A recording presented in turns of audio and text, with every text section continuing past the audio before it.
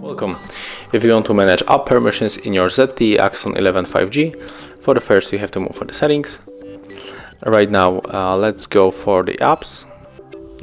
It's right here, and then go for the permission manager. And right now we can enter, for example, the location, and here we got apps that are allowed all the time to the location, and the others are denied. So we can grant permission for maybe for the weather,